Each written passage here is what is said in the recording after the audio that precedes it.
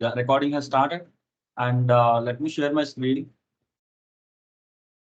Confirm me, guys, once you can see my screen. Yes, we can see it. Perfect. Thanks. Thanks a lot. Thanks for the confirmation. And what is exception handling?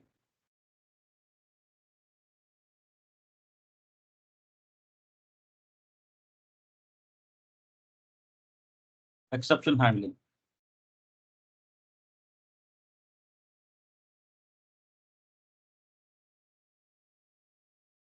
What is exception handling? So generally when we develop any programming language or any code, right? Any code will be having errors, right?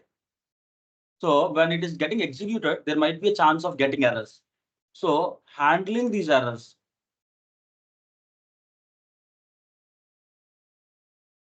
without getting impacted.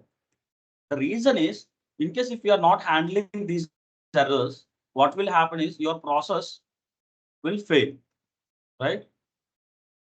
Let us assume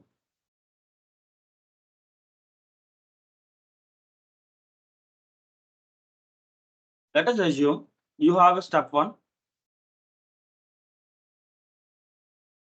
step 2, step 3, step 4.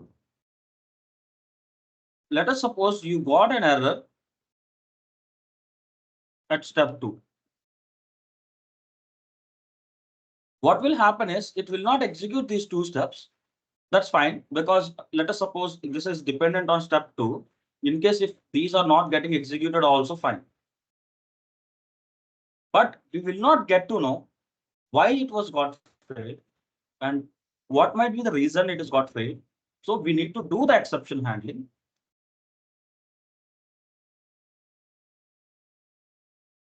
Exception handling in order to get the insights of what might be the error and where we got the error. That is one reason. Why? How the failure was happened, right? And let us suppose all this is fine. Why and when is fine. And let us assume the other reason is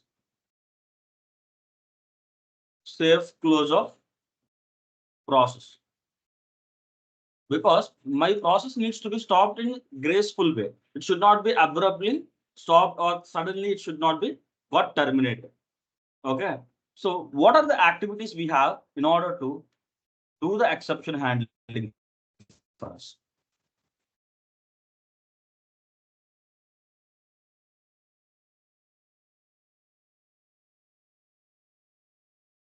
Try catch, throw, rethrow, terminate,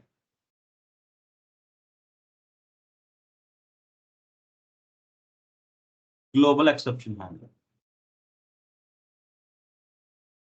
These are the different activities I can say we have in the exception handling. And let us see one after the other.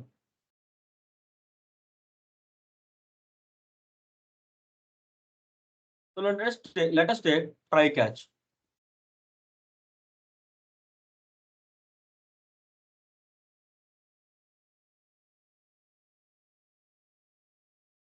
Try catch. What this try catch will do is it will be having 3 blocks.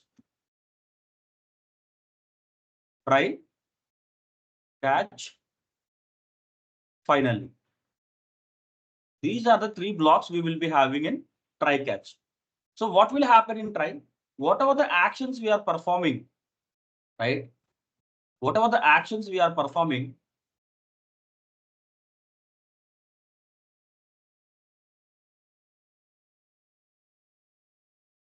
whatever the actions we are going to perform in the try block, which means like our process, we will have in the try. In case if any exception occurred,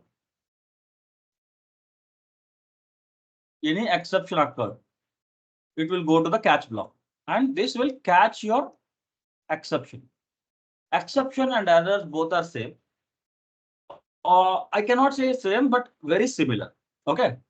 So it will catch in the catch block, and the finally will execute irrespective whether the exception was available in the try or not. But in case if any exception occurred in the catch block, and this finally block will not execute, right? But let us suppose there is no exception and only exception happened in the try block. So let us consider this scenario. First scenario is no exception in the try and catch as well. So in case if there is no exception in try, catch will not execute, but finally will execute. So which means if there is no exception, only try and finally will execute. Only if there is an exception in the try, then only the catch block will execute. Clear, guys?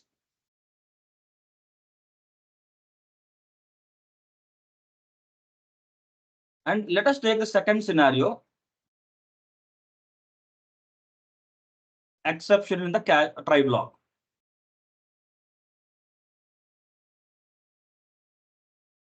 There is an exception in try block. So what will happen is try will execute and then it will go to the catch block and there will go to the finally block.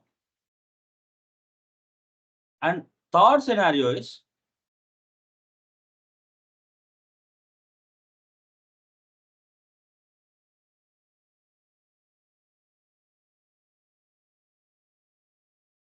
exception in try and catch as well. So what will happen? Try block will execute, catch block will execute, and finally block will not execute.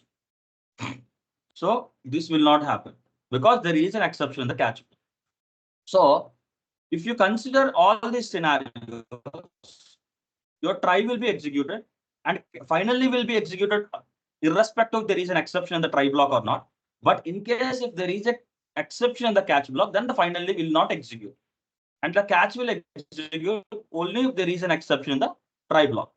So in case if you got an exception in try, it will go to the catch. And after that, the finally will execute. If there is no exception in the try block, try will execute and finally will execute. And let us suppose there is an exception in the catch block as well.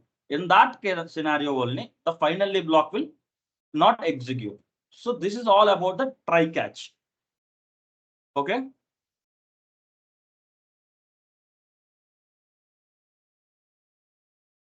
And we have one more activity, which is throw activity.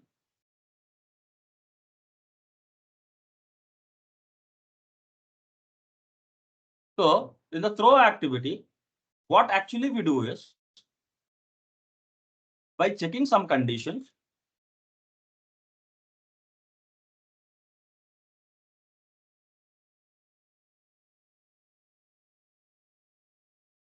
we intentionally throw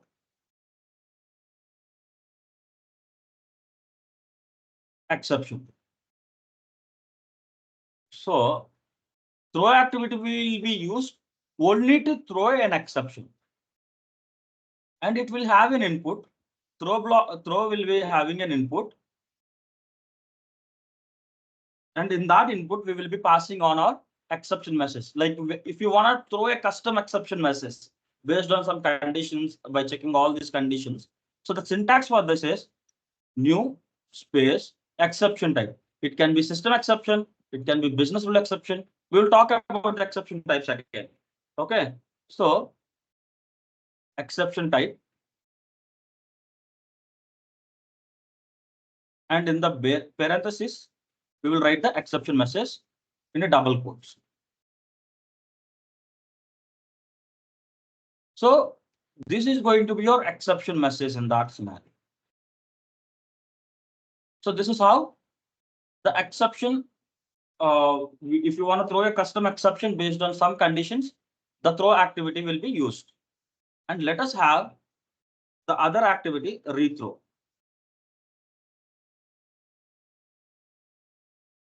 right? See, it is similar to throw, but there is a slight difference. And most possibly asked interview question as well. That is one of the interview question as well. So if you see the name also, it is having throw. So there is a slight difference. See, throw has an input where we will be passing our exception type and exception message. But for rethrow, we will not have because it will be rethrowing. It will be rethrowing whatever the exception caught. So rethrow the exception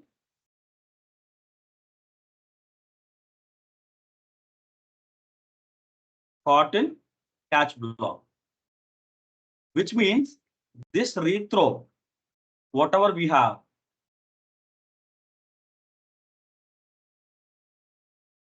can be used only in the catch block, whereas the throw can be used anywhere. That is the only difference between the throw and rethrow. So there will be an interview question, like generally people will ask difference between the throw and rethrow. And also there will be another question regarding the try catch. When the try block will execute, when the catch block will execute, when the final block will execute. So these two are much more important in terms of interview perspective. And there will be a lot of questions on this. Okay. And now we will talk about terminate workflow.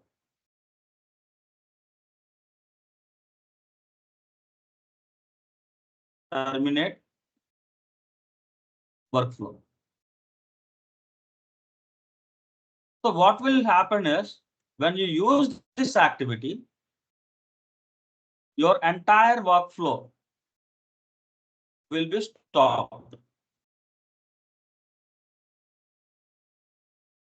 This will be used just to stop your workflow. It will terminate your execution, entire execution. That is the only purpose of this activity. So based on some conditions, let us suppose when we use this terminate workflow is, you have series of steps 1, 2, 3, 4, and 3 is dependent on 2. In case if the 2 is not performed well, and 3 should not be executed. In this scenario, we will use terminate workflow because the 2 itself is got some error out, and we will log that errors, and then we will terminate the workflow.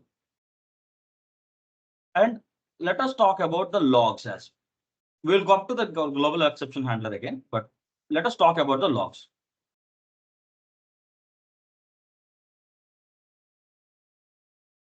Logs. What are these logs?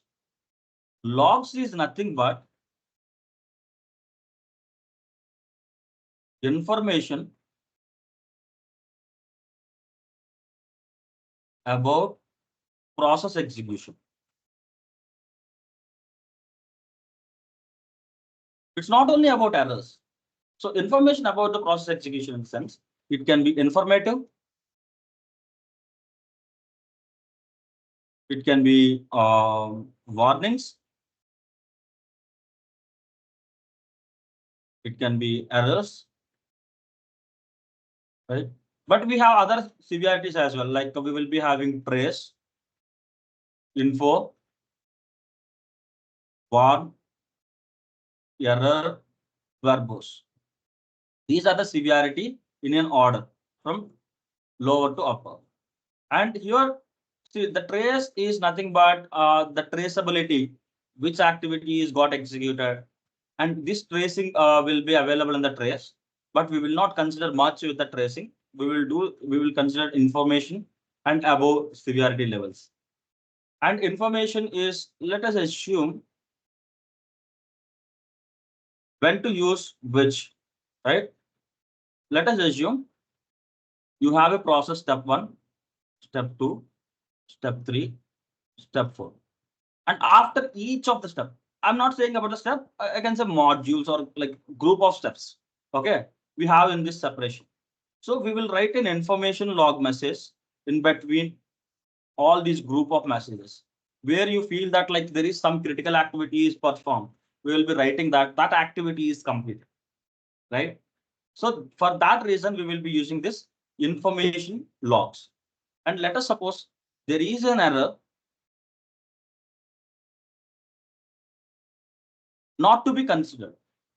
These errors may come, but it is not impacting your process, right? Not impacting process. That we will write in the warnings. An error impacting your process, we will write in the errors. So this is how we generally write the log messages. And these logs can be viewed in the orchestrator, and we will cover from where we can see that when we are talking about orchestrator day after tomorrow. Next 2 days, we have the orchestrator session, and we will see like how these logs will be get reflected in the orchestrator. Okay. And now we'll talk about the global exception handler.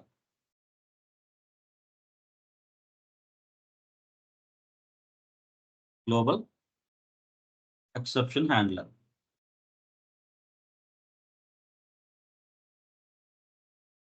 So the primary point for this is only this is not an activity. Whatever we discussed till now are activities. This is an workflow.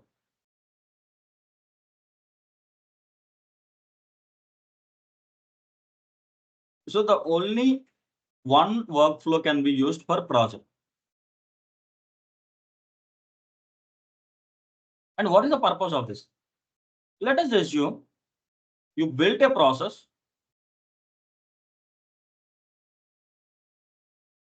right? And you haven't used any try catch. Or suppose exception catch block. What will happen? That will come out of this workflow, right? So these are called as unhandled exceptions.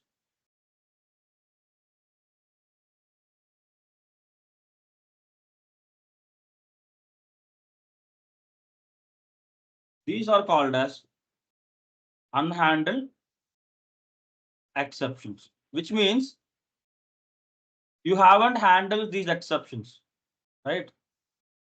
You haven't handled these exceptions. You are ideally supposed to handle the exceptions, but you haven't handled.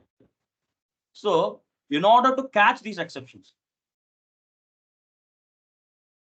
catch these unhandled exceptions using global exception handler.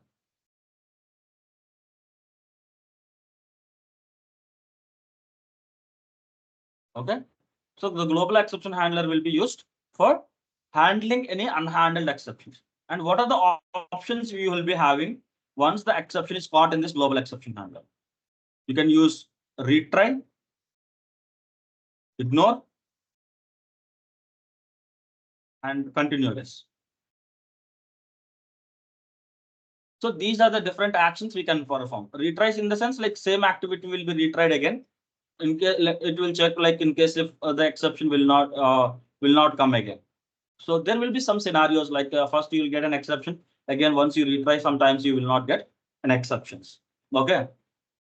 And now we are talking about exceptions, right? But we are supposed to talk this before we come to these activities, but I'm just coming in the bit late. So types of exceptions. This was supposed to be talked in before itself, right? At a broader level, system exception and the business exception. So the business exception is we will be having some set of rules in the process. In case if these rules are not satisfied, in the sense the input data itself is wrong. Let us assume that you need to get an input data in order to execute your process or complete your process, and the data itself is not correct or the data itself is not available. These will fall under the business rule exceptions. So in case if rules are not satisfied, it will go to the business rule exception. It will be categorized as a business rule exception. System exception is anything other than business. This is at the broader level, and you will have other exception types as well, such as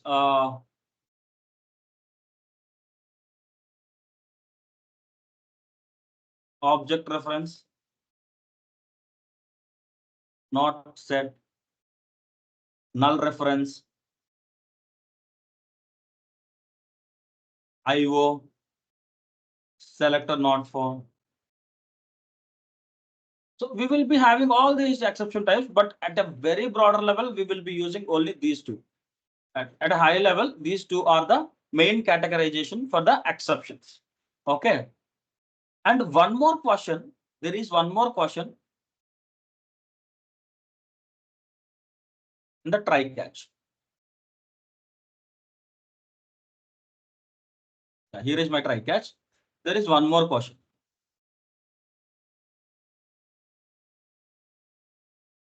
How many try, catch, or finally blocks can have? Right? Try will be always one. Finally will be always one. And when it comes to catch, at least one. Maximum you can have any number.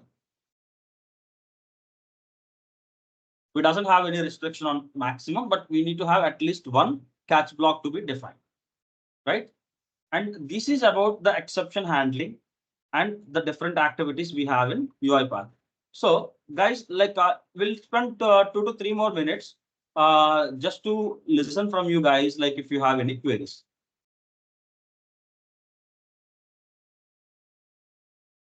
Of course, I'll come to the studio again, but that's fine. And I want to see like if you have any questions. Can you explain the difference between throw and rethrow once again? Sure, I'll do that. I'll do that directly in the studio. That's fine, right, Suresh? Sure. Thank you. Yeah.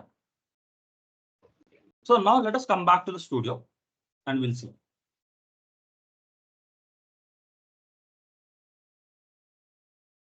So here we have the try catch. So this is my try catch block activity, and here there is no catch block defined as of now. I have the try, I have the finally block, but it doesn't have any catch block defined. So I need to define at least one catch block. That's the reason for which I'm getting this error. If you consider here, catch or finally expected for try catch. We have the finally, but catch is not there. So we need to have a catch block, right? So here we can define multiple catch blocks. Let us take system.exception. I said, right, like system exception and the business exception at the higher level or broader level. And there is a question on like a noun exception. There is an answer on noun exceptions and unknown exceptions that we will call it in terms of process wise. When we are taking the requirements and when we are preparing the documentations, we will consider that noun exceptions and unknown exceptions. And all the unknown exceptions will fall under the system exceptions. In case if you doesn't know that exception, you cannot anticipate the exception, that will fall under system exception. Okay, if you see here, right, we have IO exception, null reference exception, invalid option. We have multiple exception types. IO exceptions is input and output. Null reference is something that like it doesn't have any value and you're referring to the null values, right? And system exception, I have defined the catch block and this error is gone. So we need to have at least one catch block. And let me create one more catch block, which is this. When you click on this, you can create one more. And let me browse for the types and I'll search for business. Or spelling mistake, business. See, if you see here, we have the business rule exception. Select it and we have the business rule exception. Let me put a message boxes.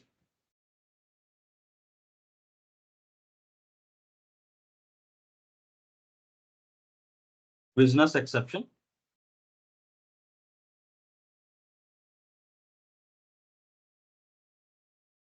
And in the exception, I'll put it as system exception.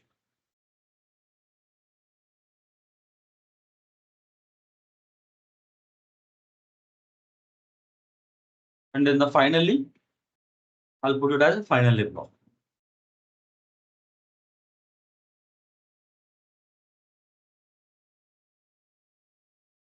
And here I'll say that try block or process block.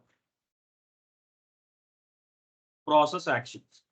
Because all our code logic will go here. Let me run this flow.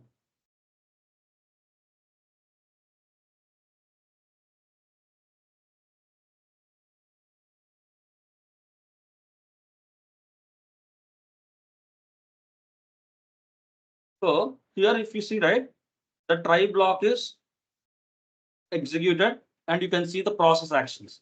And I'm clicking on OK. Finally, block is got executed because there is no exception try block. So it is directly bypassing these catch blocks and coming to finally block, right? And now what I will do is I'll take a throw activity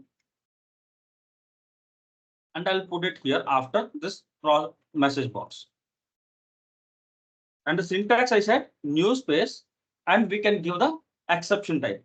So let me give a business rule exception.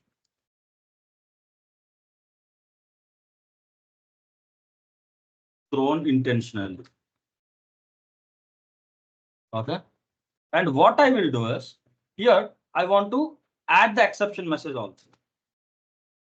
Based on string concatenation methods, we'll use plus, and the exception is going to be the variable, whatever he mentioned here, right? Whatever the text we have here, that is going to be your variable. Dot message. It will showcase as the error message. Whatever, it's not only when you use the throw activity, whatever the error message you are getting when you are running the process, that can be showcased with a dot message. Okay. And now let me run the code and see. Process action, business rule as exception, thrown intentionally. Whatever we have kept as an error message in the throw block, that we could able to see here, right? Whatever might be the exception, it's not about intentionally thrown, or like if you are getting it based on your execution also, you'll get this error. Okay, finally block. So now what happened? We thrown the business rule exception. So the business rule exception catch block is executed and the finally block executed. And the exception is not executed. System exception is not executed. And let me do one thing. So null reference exception. So we haven't defined this catch block, right?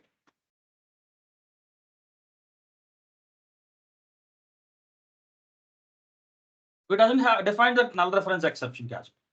And let me do one thing. Exception dot message. Let me run this. Process action. System exception. Because the null reference is not defined, it will fall under the system exception. Click on OK. Finally block is got it. So in case if there is no catch block defined for any type of exceptions, that will fall under the system exception. This is system dot exception. And can I delete any exception? Yes, you can right click and you have the option to delete. That catch block is got deleted. Control Z, I got it again. So this is how this is going, right? And let me move this throw block to above this message box.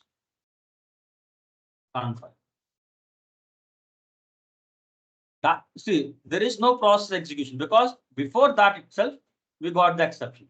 So whatever the exception you are getting, once you got the exception, the next activities will not be executed. Whatever the activities you have before this exception got occurred, irrespective whether we are using throw or there is some error really occurred, right? So because of that, this throw activity, whatever is there after this exception is occurred, those activities will not execute. It will directly go to the catch block. And now let us go for the rethrow. Let me put this rethrow here. It will not allow. If I come to the properties also, there is no properties. And for this, for throw block, we have the exception here, right? Here we have input. For rethrow, it doesn't have anything, right? See here, rethrow activity must be the child of a catch handler of a try block. which means it should be in catch block. It should not be outside of it. Let me use this rethrow here. Now it is not giving any error, right? And let me execute. Directly it got into the catch block because we have a throw block on top. Click on OK. And it is coming out of this, directly coming out of this. And finally block is not executed because we got an exception in that throw block itself, catch block itself. Let me just move this down. And if I want to use a throw activity, I can use the throw activity here. I just need to put something.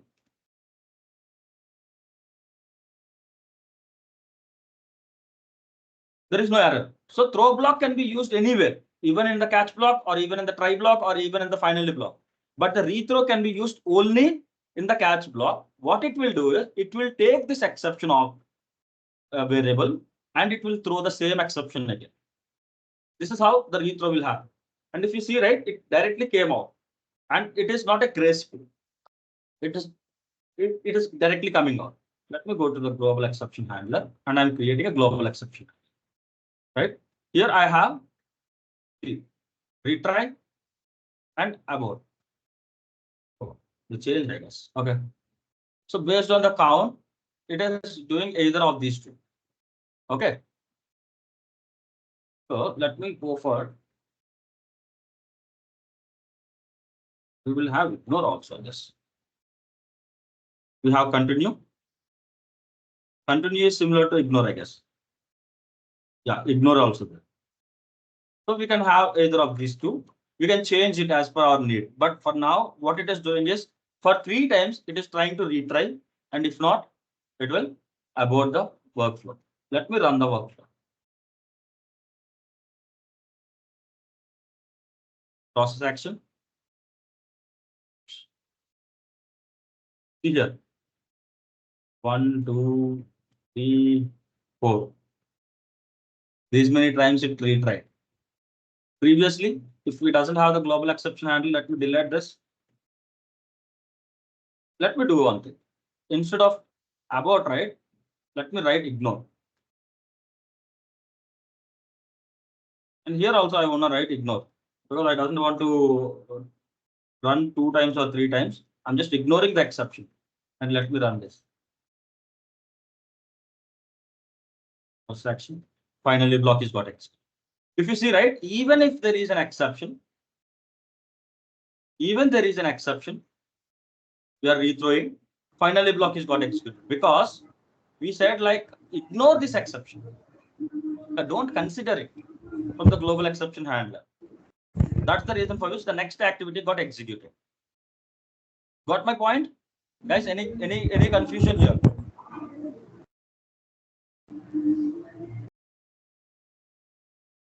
Cool. And let us do one. Sorry to interrupt. Could you please repeat again? So what I'm saying is here, when any exception is occurred, see this is an unhandled exception, right? When there is an exception in the catch block, if it doesn't have the global exception handler, what it will do is it is throwing out, right? It is throwing out the exception and it is stopping our workflow, right? Let me delete this. Remove handler.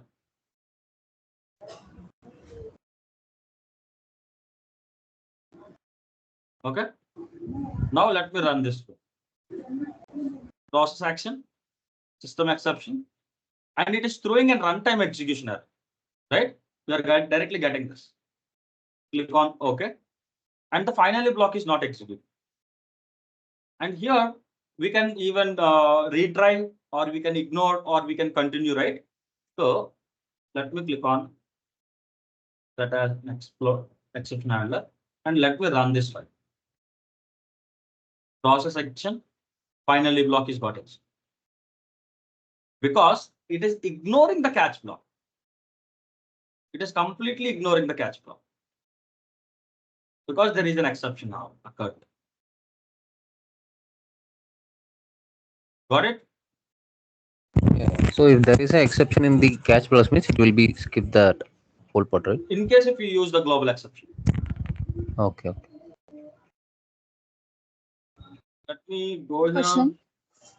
I have one question. Yep. If we have any exception in a try catch, that try block, that exception is handled by the catch, and it will execute finally block also, right? Try and Yes. finally will execute, right? Yes. But here what we are doing is we are rethrowing Global the X. exception. No, Yeah. we are rethrowing the exception. For that reason, it is not going to the final when we doesn't have the global handler. Okay. Okay. But if it doesn't have this global handler, it will not execute. It will not show you the finally block. And now, yeah. Now what I have done is instead of ignore, I used continue. Run. Process actions, system exception, and it is throwing the error because it is considering the error and it is not even handling that exception because you said continue. In case if you say ignore, the finally block will execute. And if you doesn't have this, I'm just removing. I can remove and or else I can delete also. Refresh. And now if I execute this, process action, null reference exception, and then we got this. So let me do one thing. Let me remove this rethrow. And now what I want to do is, so I'm getting exception here, right? I could able to see the exception message, but I want to know where exactly the exception was at. Right? Exception variable dot source. Let me run this. Process action system.out.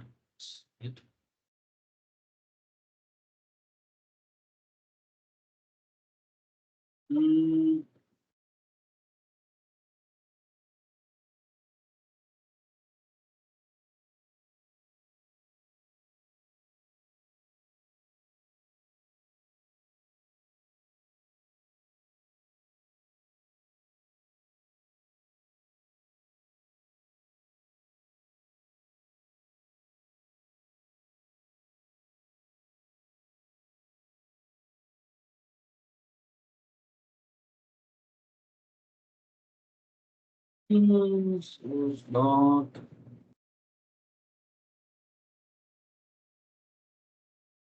You see. Oh, it is saying that it's system activities, but I'll confirm the method like what is the name we should use, what is the method name we should use in order to get the exact message name, like activity name. So that will help you in the tracing of the exceptions. Okay. So any queries on this exception handling, guys? Hi, question, how to define the error code and error message and how to print it to the log file? See, I said, right, like we can use the log messages. There is an activity log message. Okay, here we have the log levels, fatal, error, warn, info, trace from above to low. I mentioned verbose, right? Like it was now fatal, and you can even simply mark it as error, and you can just give this error message here. And this will be added to the orchestrator logs. And that we will see how we can view these logs and everything on day after tomorrow. We have orchestrator session. There we are going to see how these log messages will be get added. Okay, and the error code where we have to define error code, and if this error comes means code. I'm not getting you. For example, if system exception is coming means SE01, SE02 like that, we have to define, right? So error code no need, just the message only. We will not be defining it. See, in case if your company is following those standards, they might be having those codes for different types of exceptions, and they might be keeping it in some database or some Excel or somewhere. And based on that, you can customize your code. But in term, ideally, it doesn't have any error codes. Okay, thank you.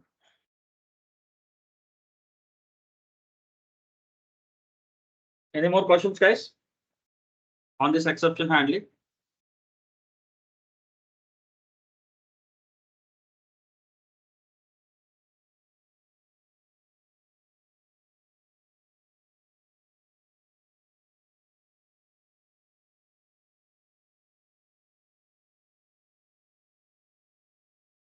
No questions?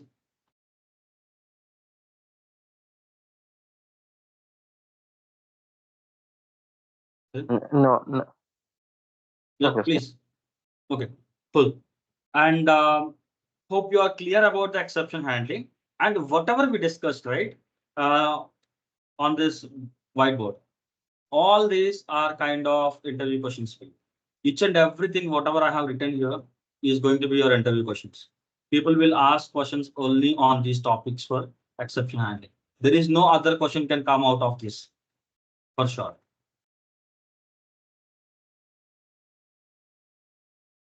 The concept and the questions both are same. There is no other thing. Okay. And now, so I'll just give a very high level intro about debugging, and I'll try to cover it going further. Okay. Because next 4 sessions I'm going to be your instructor, so I'll try to accommodate the debugging in some of the sessions. Maybe when we are talking about RE framework, right, I can accommodate there because there you will get a very clear picture of debugging. But I'll try to give a very high overview of what is debugging and why do we need debugging.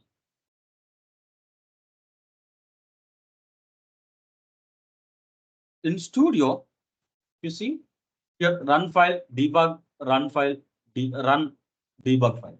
So we have 4 options, right? Whenever you want to execute something, you have 4 options.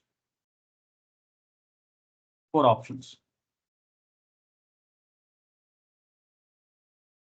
Run file, debug file. Run, debug. Out of these 4, if we consider properly look at these things, it is only run and debug. Run is execution of your file. If you say file, it is going to be only file. Run means project. So what will happen is when you click on run file, only this particular file will be executed. When you click on run, it will execute from the main. And the main you can change it. Like let us suppose I have one more sequence. If I go for run file, only this file will be executed. There is nothing in the output panel.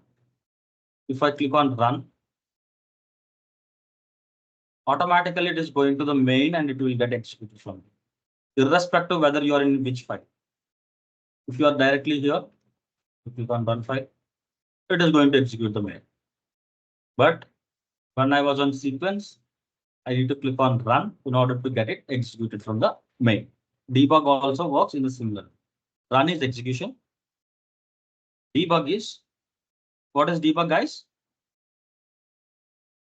Also execution, right? But here this is step-by-step execution. You can stop at any step.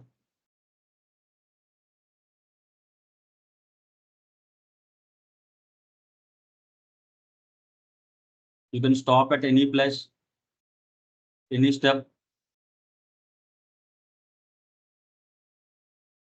Check the variable values in between. Not only variable values, argument values as well. And you can have a traceability. Let us, but at a very high level, what I'll do is I'll just execute this workflow. Main in a debug. I'll debug this file. Process actions, the message box is open. And when it comes to the error, it will automatically pause your execution. So it stop. Okay. I can either click on continue or I can use any of these And we will talk about all this in that session when we are talking about. And if I can click on this continue, it came to this null reference exception and it directly went to the finally block. But I doesn't want to go into that, right? What I'll do is I'll just simply now again I'll debug this, right? I'll click continue and it came to the catch block, right? Here it is showing this message box. And let us suppose I doesn't have this message box which is showcasing this, right? What I can do is in the immediate panel,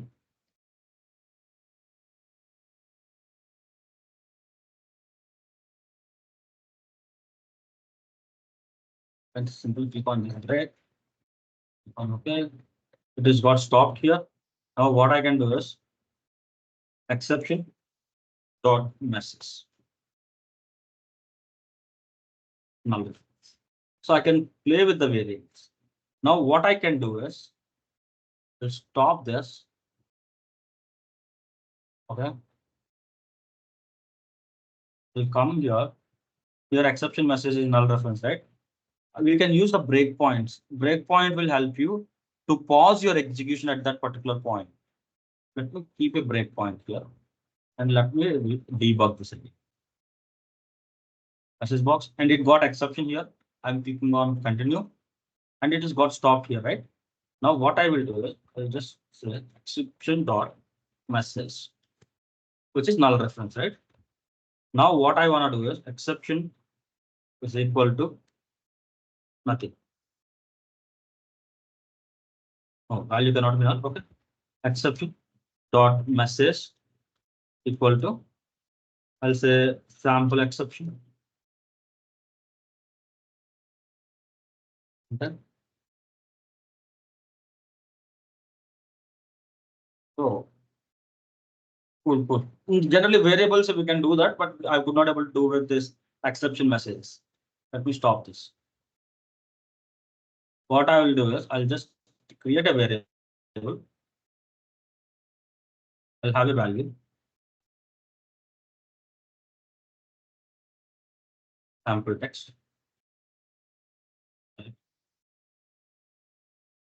What I'll do is I'll print the value here.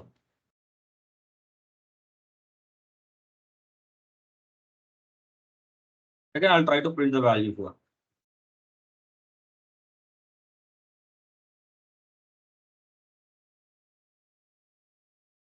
Oh, I need to change the scope. Okay.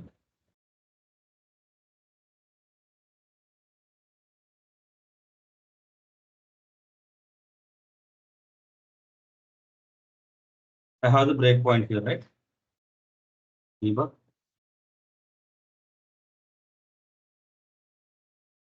Now what I will do is variable one.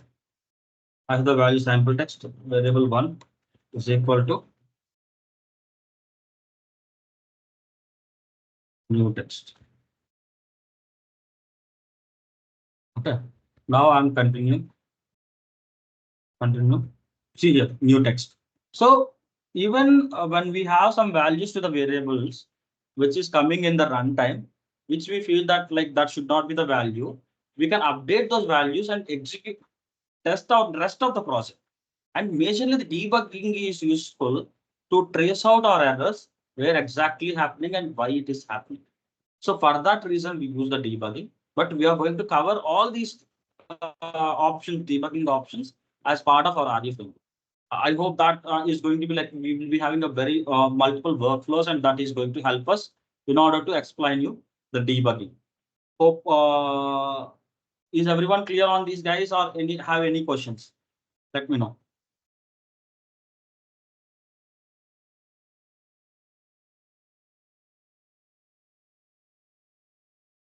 If we are good, then we can wind up our session.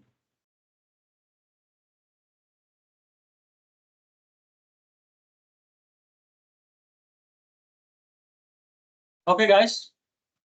Thanks for your time, and then we'll catch up tomorrow.